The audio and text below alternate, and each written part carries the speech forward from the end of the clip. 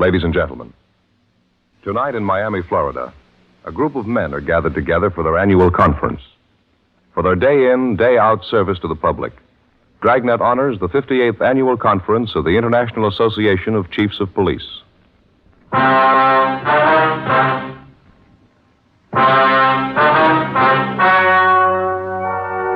story you're about to hear is true. The names have been changed to protect the innocent. Fatima Cigarettes, best of all king-size cigarettes, brings you Dragnet.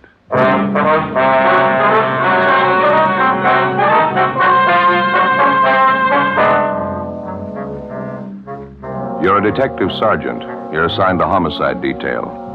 A wealthy retired businessman suddenly disappears. You've got two possibilities to work on: suspicion of suicide, suspicion of foul play. There's no lead to the man's whereabouts. Your job? Find him. The latest Fatima sales report shows thousands and thousands of king-size cigarette smokers are switching to Fatima. More and more smokers coast to coast are finding in Fatima the difference is quality. You see, Fatima contains the finest domestic and Turkish tobaccos superbly blended. And Fatima is extra mild, with a much different, much better flavor and aroma. You'll find Fatima gives you all the advantages of extra length, plus Fatima quality, which no other king-size cigarette has. Fatima, best of all king-size cigarettes. Definitely the best quality in its class, but the same price as the cigarette you're now smoking. Next time, insist on the best. Buy king-size Fatima in the distinctive golden yellow package.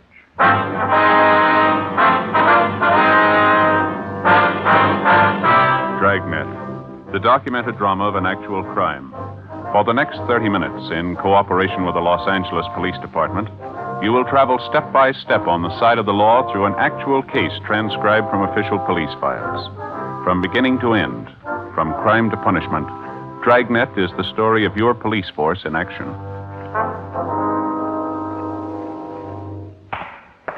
It was Wednesday, February 6th. It was cold in Los Angeles. We were working the day watch out of homicide detail. My partner's Ben Romero. The boss is Thad Brown, chief of detectives. My name's Friday. I was on the way back from the record bureau, and it was 11:18 a.m. when I got to room 42. Homicide. Joe? Hi. She show up yet? Yeah, a couple of minutes ago. She's waiting for us now in the next room. Did you talk to her at all? No. Seems to be a nice enough woman. I don't know how much help she's going to be. Yeah. Go ahead. Yeah, thanks. Miss Banner, I'd like to have you meet my partner, Sergeant Friday. Joe, this is Miss Banner. Hello, I'm sorry I wasn't home when you stopped by yesterday, Sergeant. I got the card you left, though. I called in as soon as I got home. Well, thanks for coming in, Miss Banner. We have a few questions we'd like to ask you. It won't take very long. Uh-huh. We have a communication from a Gladys Dillon back in New York, Miss Banner. It's about her brother, Chester Dillon. We understand you rented his home from him out on Ralston Avenue. Mr. Dillon? Well, yes, I've got a 2-year lease on the house. I rented it from him last November. Well, according to the letter we got from Mr. Dillon's sister, she's worried about him. She hasn't heard from him in some time. Have you any idea where we could contact him? Well, the last I heard, he left on a trip to New York. That was about 8 weeks ago, I'd say. Mm-hmm. You see, I usually sent a check for the rent, the apartment he had here, and when he left on his trip, he told me to hold on to the rent checks, and he'd collect them when he got back. How long did he say he'd be gone? I don't remember definitely. I think he said 4 or 5 months. He didn't leave any forwarding address, any place you could contact him back east? No, he didn't. He just wanted to get away. Didn't want to be bothered with anyone. He wasn't feeling very well. He was very depressed, poor man. Well, why was that, ma'am? Do you know? Well, his wife died just a few months ago, you know. No, ma'am, we didn't know. All we got from his sister was that she hadn't heard from Dillon. She was worried. She didn't give us any other information. Oh, yes, Mrs. Dillon died in last September, I think it was. Poor man felt terrible about it. Couldn't seem to get over it. That's why he rented the house to me. It reminded him too much of her. Yes, ma'am, I understand. Lovely home they have. Mr. Dillon said he really didn't want to rent it, but he couldn't stand being alone in the house. It was a large place, you know. Yes, ma'am. We checked with the people living in the house now. We understand you leased the place to them last month. I subleased it, yes. You see, it just got too big for me. It was nice at first, but it got to be an awful lot of work. I rented it to this family and took a smaller house down the street. Would you happen to know any of Mr. Dillon's friends in the city, Miss Banner? Anyone we could contact who might know where we can locate him? No, I don't know. He didn't seem to have any friends. He and his wife had only been in the city a year before she died. He was retired, you know. Yes, ma'am. We talked to some of the neighbors out there. They couldn't tell us much about him. Maybe some of the people he did business with might know something. Have you tried the neighborhood bank out there? I know that's where Mr. Dillon had his account. No, ma'am, we haven't yet. Well, I can give you the bank's address. That's about all, though. That's the only contact you know of? I'm afraid so, yes. I didn't know much about Mr. Dillon's private affairs. Whenever I talked to him, it seemed the only thing he had on his mind was his wife's death. Just couldn't seem to get over it. Seemed like he didn't want to get over it. You mentioned that when you leased his home, Mr. Dillon took an apartment. Do you happen to have that address, Miss Banner? Well, I don't have it with me now, but I have it at home. I can call in and give it to you if you like. If you would, please. Certainly. Well, thank you very much, Miss Banner. You have our card. And when you hear anything at all from Mr. Dillon, we'd appreciate it if you'd call us. And surely, I'll call you right away. You think something could have happened to him? Well, it's possible. We don't know. All we have is the letter from his sister. It does seem kind of strange, doesn't it? I wasn't feeling too well. I wondered why he hadn't contacted me about sending the rent money to him. He was such a nice man, Mr. Dillon. I certainly hope nothing's happened to him. Well, you say he was very depressed about his wife's death, ma'am. Would you say that it was getting to be a little abnormal with him, maybe? Well, I wouldn't know about that, Sergeant, but I do know he brooded about it all the time. He felt that he'd lost everything. Just didn't seem to want to go on. Mm-hmm. Did he ever give an indication that maybe he might take his own life? I mean, all this brooding over his wife? Well, no, nothing definite. Just depressed and moody all the time. Oh, now that I remember it, the last time I saw him, he did say something kind of funny. Yes, ma'am. What was that? It was the day before he left. We were talking about the rent money, and I asked him if I couldn't send it to him. He got kind of a strange look on his face. Yeah. He said, where I'm going, I won't need the money. The day before we called on Lucille Banner for an interview, a letter had been received from a Miss Gladys Dillon in Elmira, New York. Her request was routine. It was one of thousands of similar letters received every year by police departments all over the country. Each one of them has to be worked out to the satisfaction of all parties concerned, the person who's reported missing and the person looking for them. It's an enormous job requiring thousands of man-hours annually. Like the dozens of other investigations handled by the police officer, some of them end happily, some of them in tragedy. Whatever the result, the finding of a lost person is just as important to function of your local police department as any other investigation. Gladys Dillon hadn't heard from her brother recently. She was worried about him. She asked us to investigate. Our initial interview with Lucille Banner, the woman who'd rented Chester Dillon's home, failed to yield much of a lead as to his whereabouts. The only source of additional information she could offer was the neighborhood bank where Dillon had his account. 1 o'clock that afternoon, Ben and I drove out to interview the manager of the bank, a Mr. Harrison. Yes, that's right. Mr. Dillon's had his account with us ever since he came to Los Angeles. I know him quite well. Is there something you'd like to know about him? Yes, sir, there is. We had a request from his sister in New York. She'd like to locate him. Well, I'm pretty sure his account's still open here. Matter of fact, I'm positive it is. This moment, I'll have one of the clerks get his file. All right, thank you, Mr. Harrison. That reminds me, I almost forgot. Yeah, what's that? I got to get to the bank tomorrow for sure. Payment on my car's a day past due already. Only got 2 payments left. Yeah, you're doing fine. I got another 8 months to go. Not so fine. 2 more payments to go, and now the wife wants a new one. Never fail. Yeah. Here we are, Sergeant, just as I thought. Mr. Dillon's account is still open. Uh-huh. Have there been any recent deposits or withdrawals on the account? Let's have a look here. Uh-huh. Just as I thought, nothing since he left on his trip. That last withdrawal date was November 27th. He mentioned to you that he was going on a trip, did he? Yes, I think he said he was going back to New York, more or less a vacation trip. See, his wife died recently. He didn't take it too well. Yes, we understand. Did he leave any instructions about his account with you, Mr. Harrison? Any address you could contact him at if you had to? No, he didn't leave any instructions with me. No address. Just a vacation trip. He said he didn't expect to be gone too long. Did he mention how long it would be? 5 or 6 weeks, I think that's what he said. I happened to talk to him about it because at the time he made quite a sizable withdrawal. I thought maybe he was a little unhappy with our service. Mm-hmm. How much was the withdrawal, sir? Let's see. And here it is, November 27th. He withdrew $2,400. Was that in cash or in traveler's checks? Do you know that? Let's see. No, it shows here that it was in cash. Mr. Harrison, you said a minute ago that you knew Mr. Dillon pretty well. Yes, that's right. He used to stop and chat with me whenever he'd come in the bank. That was usually once a week. I didn't know him socially, though. Mm-hmm. Now, you mentioned he seemed to take his wife's death pretty hard. What would you say his mental condition was the last time you saw him? All right, I'd say. Just after his wife's death, he wasn't in very good shape. Brooded about it quite a bit. And he began to pull out of it. Seemed to be in a fairly good frame of mind. Planned this vacation. Was looking forward to it. I see. Why do you ask? Is something wrong? No, sir, not that we know of. Routine check. That's about the size of it. Does Dillon have any other real estate besides the house on Ralston Avenue? Would you happen to know that? Not to my knowledge, no. He has no other business connections in Los Angeles. Here are all his references right here. Mm-hmm. See, most of them are charge accounts and so forth. I remember the time he opened his account with us, he told me he was retired. He and his wife came out here for their health. Do they have any relatives out here? Do you know, Mr. Harrison? No, from what I understand, both of their families are in the East. They don't have any children, according to his application. Very few relatives. Mm-hmm. And since Dillon was in here last November to make that withdrawal, you've had no communications from him at all, is that right? No, sir, I haven't. What seems to be the trouble? Do you have an idea something might be wrong? Nothing definite, no, sir. We've been told about his feeling depressed over his wife's death, and there was some indication he might possibly have done away with himself. After what you've told us, it doesn't seem too likely. I don't know. I wouldn't like to commit myself. As I say, he did seem to be getting over it. I didn't know him that well, though. It might be entirely possible. He was devoted to Mrs. Dillon. Maybe he could have taken his own life. I don't know. Well, it leaves a big question to answer, doesn't it? What's that? Why do you need the $2,400 to do it? 1:25 p.m. We continued interviewing the bank manager, Mr. Harrison, but he was unable to come up with any further leads. Before we left the bank, he gave us a complete list of all of Chester Dillon's references. We gave him our card, and he told us he would pass along immediately any information he might get on the whereabouts of Mr. Dillon. 1:45. We went back to the office where we got a call from Lucille Banner. She gave us Dillon's last known address, and we drove out to check it. It was an apartment court in the Pico Crenshaw area. We talked to the manager, and she told us that Dillon had moved out 3 months before, on November 22nd. He told her that he was moving in with a close friend of his, and he gave her his forwarding address. It turned out to be a single-story frame cottage located in one of the older residential districts of the city. The name on the mailbox read Raymond L. Schaefer. We rang the bell, and a man who identified himself as Raymond Schaefer ushered us into a small living room. He told us that he was from the same town in the east that the Dillons came from, and that he was a longtime friend of theirs.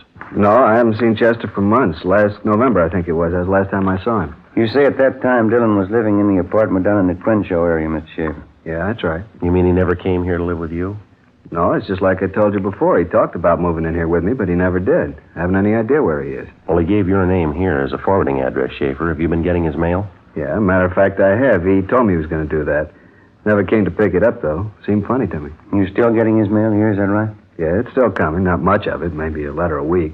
Mostly bills and advertising. Mm-hmm. This list of names you've given us, sir, these are all the people in the East Mr. Dillon was acquainted with, people he might contact on his trip back there, is that right? That's all of them. As far as I know, he hadn't been back there yet, though. How do you know that? I got a letter from my sister Gert a couple of days ago. If Chester was in town, Gert would have known about it. He would have been sure to stop by and see her. I wish I could help you. Tell you the truth, I'm getting a little worried about him myself. Well, we just have one more question, Mr. Schaefer. Do you know if Mr. Dillon was in the habit of carrying large sums of money around with him? No, I don't think so. Chester was pretty cautious that way. Wasn't too free with a dollar, you know. Would you happen to know if he had a large sum of money with him the last time you saw him? No, if he did have, he didn't mention it. I see. You can't think of anything else that might give us a lead on Mr. Dillon's whereabouts, anything at all? I think I've told you everything. I wish there was something I could tell you that'd help. I sure hope nothing's happened to him. Yes, sir. Now, would you mind showing us that mail you're holding for Dillon, please? Oh, sure, sir. Right over here. It's in the desk. There you are. That's all of it. Mm-hmm. Thank you. Anything, Joe? No, not much. Bills, circulars. Here's one with a New York postmark. Elmira. Probably from his sister. There's another one. Only 3 days old. From the Union Department Store. A couple more earlier dates on it. That's about it. Yeah, I'll copy down the return addresses on it. Fine. Okay. Mr. Schaefer. Yeah? This suitcase by the desk here, initials on it. CLD. Yeah? CLD. Is that your bag, Schaefer? Oh, no, I forgot to tell you. Chester left that here one day. Hmm? How was that? Well, that was one day just before he was going to leave on his vacation. He brought it over here and said he'd like to leave it with me. Forgot to mention it to you. Mm-hmm. Did you bring anything else with him? Yeah, he brought another suitcase with him, just like this one. I got it in the other room. He said he wanted to leave him here while he was on his vacation. I'm sorry I forgot to mention it. Well, maybe you forgot something else, Schaefer. What? Most people take their suitcases on a trip, don't they? 2:30 p.m. We continued questioning Raymond Schaefer. We opened the 2 suitcases labeled with the initials of Chester Dillon and found an assortment of personal items which Schaefer told us belonged to Dillon and his late wife. Small pictures, cigarette boxes, books, similar articles, which apparently would not be taken on a vacation trip. None of them were of any great value. After we left Schaefer's home, we checked him through R&I and found he had no criminal record. We checked further with friends and acquaintances of both men and found nothing to indicate that Schaefer was in any way involved in the disappearance of Chester Dillon. 3:30 p.m. We called the office and found that there'd been no answers so far to the broadcast and missing persons bulletins that we'd gotten out on Dillon. We started checking the references given us by the bank. First was the Union Department Store. It was located on Main Street in the south end of town. We checked with the credit department to see what information we could get from them.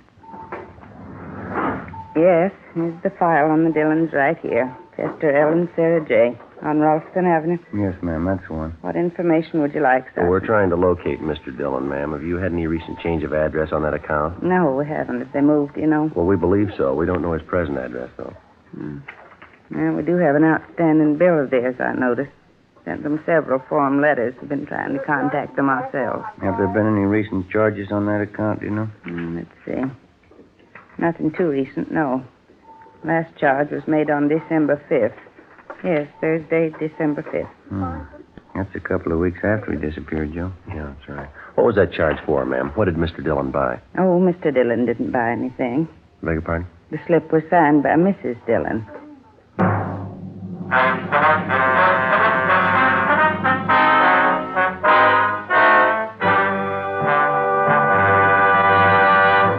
You are listening to Dragnet, authentic stories of your police force in action.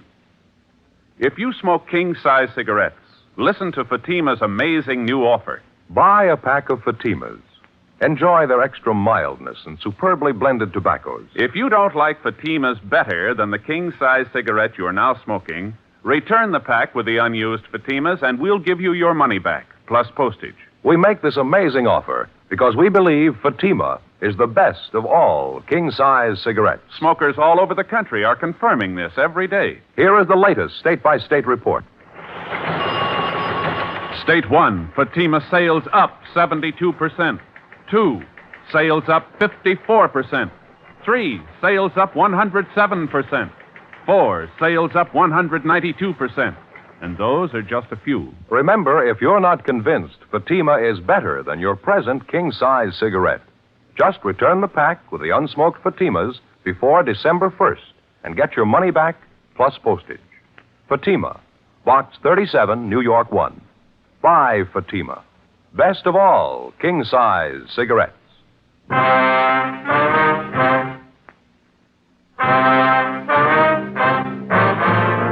4:15 p.m., Thursday, February 7th. As soon as the clerk in the credit department at the Union Department Store showed us the sales slip with the late Mrs. Sarah Dillon's signature on it, we had the date on the sales slip double-checked immediately. The date as shown on the slip was correct beyond any doubt, December 5th. That was a little more than 2.5 months after Sarah Dillon had died. Who the person was who forged her signature or why they'd forged it, we had no idea. The amount of the charge purchase as shown on the sales slip was for $418, all of it for women's clothing. We attempted to check with the salesgirl who handled the purchase, a Laura Van Kurt, but we were told it was her day off. We called her home.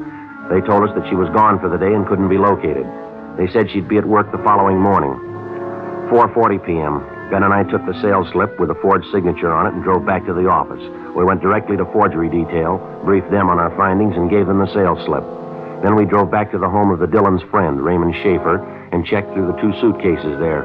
We came up with a small photo of Mrs. Dillon along with exemplars of her handwriting as well as her husband's, which we found in an autograph album in one of the suitcases. The handwriting samples were checked against the signature on the sales slip, but neither of them matched. The work of compiling a list of all known female forgery suspects was begun immediately.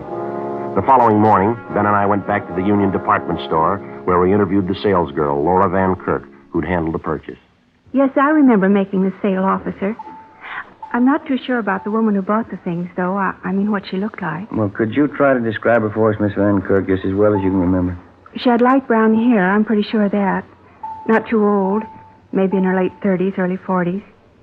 She was a plain-looking woman, 5'5" or 6", thin as I remember her. She wore glasses, I remember that, too. I see. You got that picture of Miss Dillon there, Ben? Oh, yeah. Yeah, here you are. Would you take a look at this picture, miss? Now, does that look like the woman you waited on? No, that's not her. The woman I waited on was much younger. She had light brown hair, too, not gray. Thin face, I think. And she wore glasses, I'm sure of that. Do you remember if there was a man with her, Miss Van Kirk, or was she alone? No, she was alone. Now that I remember, there was something very different about the glasses she wore. I don't know if that's important or not. What about her glasses? They were horn-rimmed, as I remember, very light color. And there was some metalwork along the top edge of the frame. Very smart-looking. Gold metal all along the top. Light brown hair, slight build, thin face, late 30s or early 40s. Wore light horn-rimmed glasses and gold metal on the frame. Yes, that's right. Check me if I'm wrong, Joe. That description sound familiar? Just what I was thinking. Horn-rimmed glasses, metalwork on them. The woman who came to see us at the office? Yeah, you got it. Lucille Banner. Ben and I went back to the office and had Lucille Banner checked through R&I. She had no criminal record.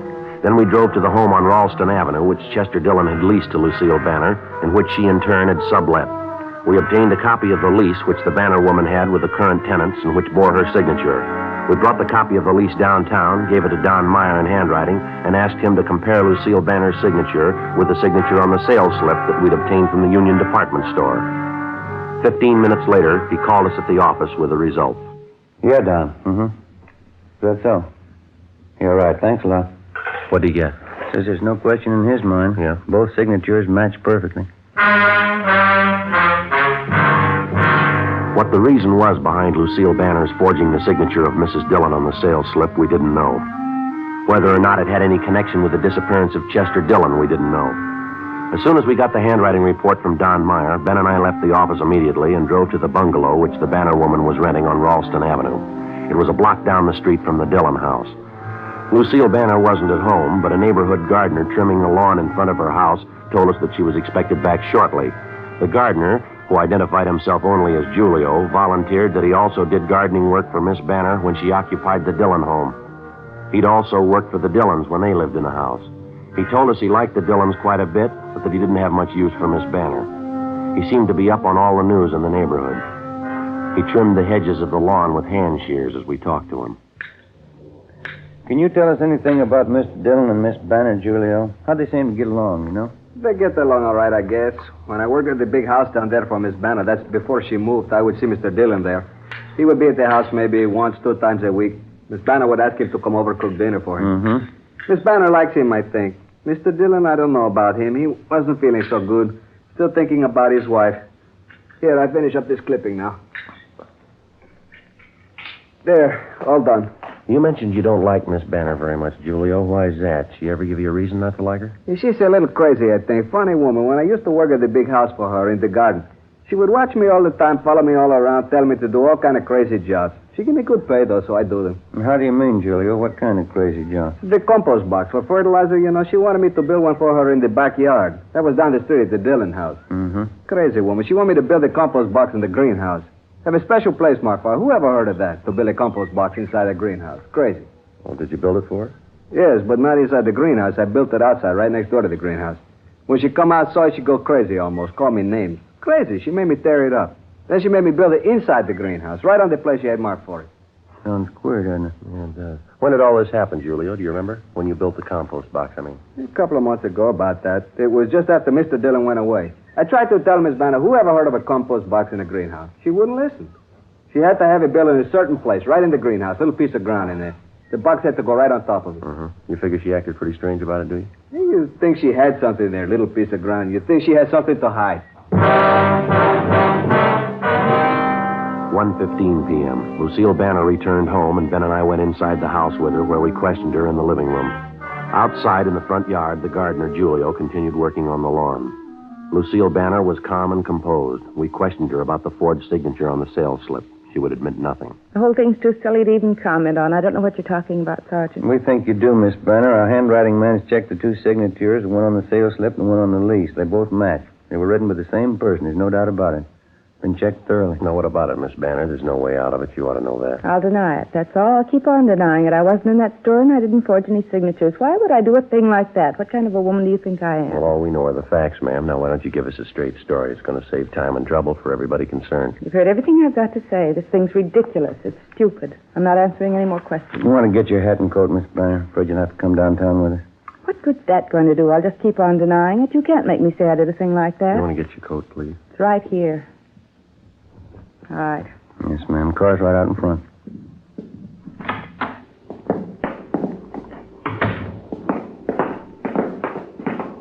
Hold it a minute, will you, Ben? Yeah, okay. Julio? Yes, sir. See you a minute? Sure. Hello, Miss Banner. Julio? Favor I'd like to ask of you, Julio. You got a couple of minutes to spare? Yeah, you want something?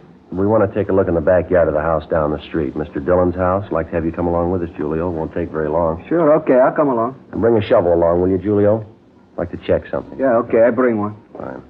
All right, Miss Banner. What's this about? What are you trying to do? Something we want to check in the Dillon's backyard. It won't take long. What would it have to do with me? I don't have anything to do with that house. I don't even live there anymore. You realize that, don't you? Yes, ma'am, we realize it. I'll call my lawyer. I'll call him as soon as I get to a phone. Yes, ma'am. Julio? Back this way, Sergeant. Through the gate.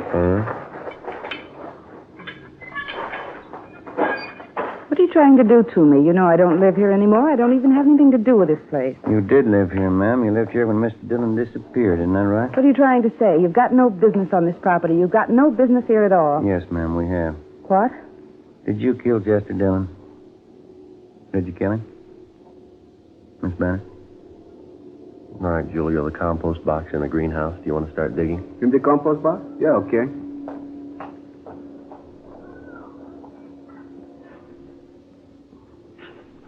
He was an old man. So old he was sick. Ma'am? He didn't want to live anymore. He didn't have any reason for living. Why shouldn't he give me the house? Why shouldn't I have his money? I was nice to him. I cooked for him. Wanted to take care of him. He just didn't want to live anymore, that's all. All right, Julio, you can hold it up. You want to tell us, ma'am? He needed a woman. Anybody could tell that. He needed me. We got along fine, Chester and me. I offered to marry him, and he wouldn't do it. All he could do was think about his wife. She was dead. He'd sit around and talk about her all the time. You killed him. Is that what you're trying to say? I wanted to marry Chester and take care of him. He wouldn't do it. We had an argument in the kitchen one night. I had a gun, and I killed him. I killed him. Is that where you buried him? In the greenhouse? Yes, I buried him deep. The gun, too. He'll be all right. Poor Chester. Yeah. He was so old. He needed a woman. Anyone will tell you that. He needed me. Well, I guess you made a mistake. No, Sergeant, he did. Yeah? He didn't want me.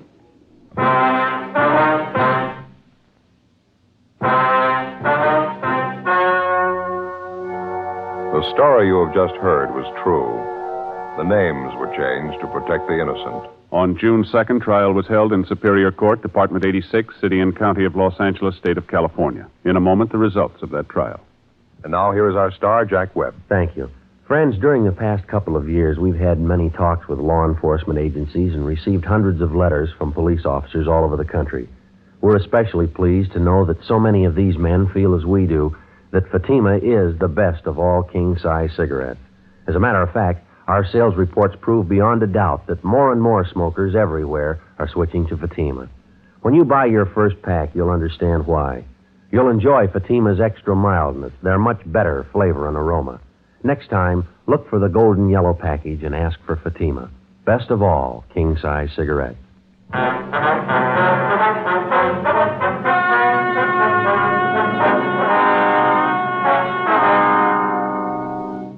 Lucille Marie Banner was tried and convicted of murder in the first degree. She received the sentence as prescribed by law. She is now serving a life term in the State Penitentiary for Women, Tehachapi, California.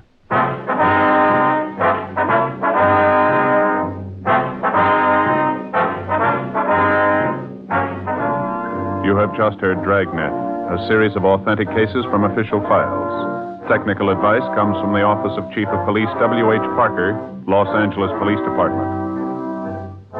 Fatima Cigarettes, best of all king-size cigarettes, has brought you Dragnet, transcribed from Los Angeles.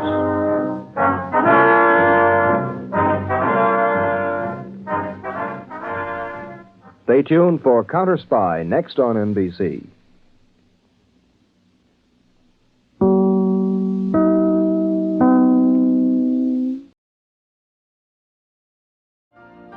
You've been listening to the OTR Gold Network. Find more classic radio at otrgold.com.